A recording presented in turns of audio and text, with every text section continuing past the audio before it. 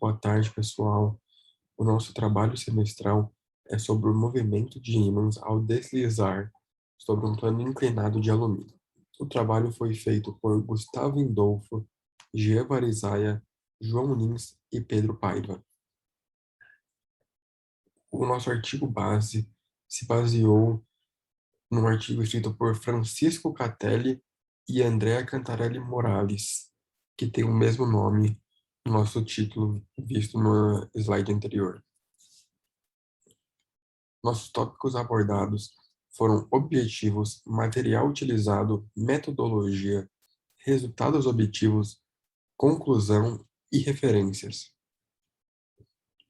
Nossos objetivos foram identificar experimentalmente a força eletromotriz induzida gerada pelo movimento de um ímã em um plano inclinado de alumínio, foi estudar a relação entre a força eletromotriz induzida e a velocidade do ímã descendo sobre a rampa, foi verificar a aplicação da lei de Faraday-Lenz em uma situação prática e também comparar os valores da velocidade terminal de queda do ímã com um modelo teórico. Nossos materiais utilizados foram uma moeda de R$ 1 e um ímã de neodímio redondo, e também uma superfície condutora não ferromagnética, um suporte, um sensor de posição, velocidade, o software Pasco e o software Tracker. Entrarei agora em detalhes sobre a metodologia utilizada para a aferição dos dados nesta etapa do experimento. A moeda em estudo foi colocada sobre uma rampa de 45 graus de inclinação, então liberada. Seu movimento foi gravado e analisado através do software Tracker, uma vez que o sensor Pasco não conseguiu captar o objeto devido ao seu tamanho pequeno. A seguir, encontra-se o vídeo do experimento.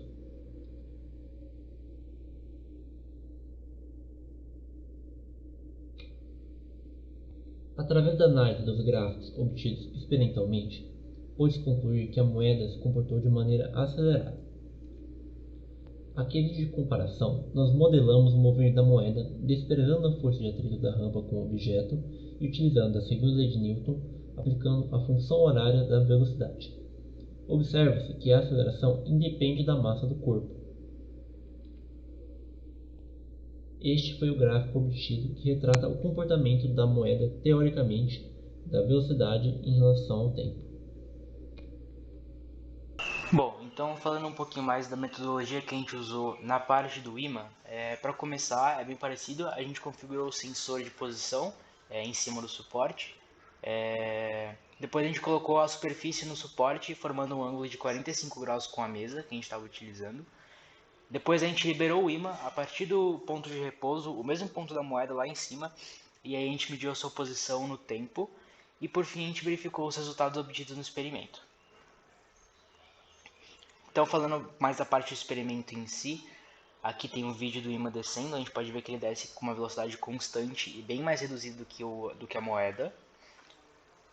E aí, em relação aos resultados obtidos, a gente tem um gráfico de lançamento, a gente tem o lançamento 1, lançamento 2 e lançamento 3, são as linhas azuis, cinza e laranja do gráfico. É um gráfico de posição por tempo, e aí a gente pode ver que o imã desceu a rampa com uma velocidade constante, que é o conhecido MRU, portanto a aceleração dele é nula. E aí com as equações que a gente colocou aí no gráfico de cada uma das retas, a velocidade média aproximada que a gente teve nas três medições foi de 13,42 centímetros por segundo. Bom, então agora eu vou explicar por que o ímã ele desceu com velocidade constante. Isso basicamente aconteceu por causa da lei de Faraday. A gente sabe que conforme o ímã ele vai descer na superfície, ele vai induzir uma corrente, e essa corrente ela vai gerar uma força eletromotriz induzida.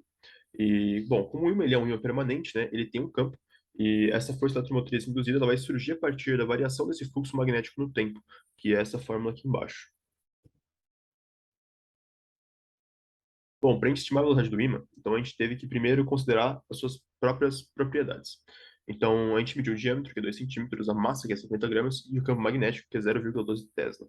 A força de atrito a gente acabou desprezando, porque a gente não conseguiu medir o coeficiente de atrito cinético, e a resistência do ar e o efeito Joule, eles são basicamente números muito pequenos, e a gente acabou desconsiderando eles. Aqui na direita tem uma representação só do ímã, e aqui a gente pode ver que a corrente gerada ela vai ser no sentido horário, o B, no caso, ele é para baixo, né, e a força eletromotriz é para trás. Bom, agora aqui na direita, a gente tem o D série do ímã mesmo, e aqui a gente pode ver que a força eletromotriz ela é contrária ao movimento.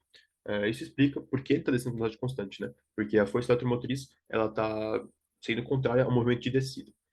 Então, como a gente sabe que a energia total é sempre conservada, a gente fez nosso modelamento a partir da conservação de energia. Então, a gente tem que a potência mecânica ela vai ser igual à potência elétrica. A potência mecânica é o peso vezes o seno vezes a velocidade, e a potência elétrica ela vai se dar basicamente pela força magnética, que é aquela fórmula, né, ILB. Aqui a gente substituiu a corrente induzida pela base vezes a área do ímã dividido pela resistividade do alumínio. E aqui, né, na esquerda, a gente só deixou a velocidade e a gente passou tudo para a direita. Bom, aqui a gente substituiu a resistividade do alumínio pela sua própria fórmula, né? E aqui embaixo a gente só substituiu os valores na equação. A resistividade do alumínio ela é um valor tabelado, né? Então a gente buscou ele numa tabela e a gente conseguiu uma velocidade de aproximadamente 14,6 centímetros por segundo. Como a gente tinha visto anteriormente, né, a velocidade obtida experimentalmente foi de 13,42 centímetros. E a partir disso, a gente conseguiu fazer o experimental, que ele deu aproximadamente 8,1%. Bom, então para finalizar, a gente conseguiu chegar em algumas conclusões diferentes aqui. Eu vou passar uma por uma. A primeira delas é que a partir da lei de Faraday-Lenz, que foi a lei que a gente utilizou, verifica-se uma corrente induzida, que surgiu a partir da presença de uma força eletromotriz induzida, que é a Fê induzida, e ela é decorrente da variação do fluxo magnético no tempo. Além disso, o modelamento do experimento se mostrou coerente com a teoria que a gente percebeu no artigo que a gente acabou utilizando como base. Também, a Fê, contrária ao movimento, resultou na velocidade constante do ímã, que a gente conseguiu perceber pelo vídeo e pelos cálculos. Como a moeda não possui campo magnético, o seu movimento é acelerado, diferentemente do ímã, então. E por fim, durante o movimento, a energia total foi conservada em ambos os casos, tanto no ímã quanto da moeda. Então aqui a gente tem as referências. A primeira referência é o artigo mencionado, que a gente mostrou a foto lá no começo. Esse aí é o link dele, caso alguém queira acessar. E também a gente utilizou como base alguns slides de aula de alguns conteúdos diferentes. E é isso. Muito obrigado.